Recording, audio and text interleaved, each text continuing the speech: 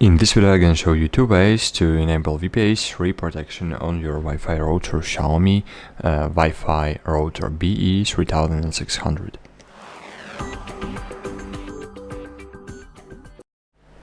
Firstly, I'm going to show you how to do that on web browser. So first, of course, you should open the configuration panel, then click Settings. In the settings, just scroll a bit down, and here you'll find your encryption type. So you can click on it and then select WPA3. Afterwards, click Save. OK, it will reboot your device, so just wait a while.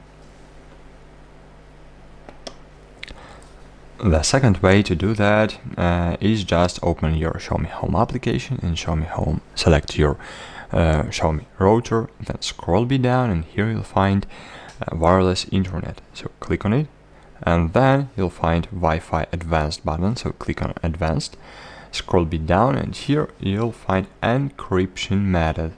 Click on it, and here we have strong encryption, strong hybrid encryption, and enhanced WPA3. So click WPA3, click confirm, and call. Here we go. Hope you found this video helpful. If it's true, please consider to leave a like and a comment below. See you.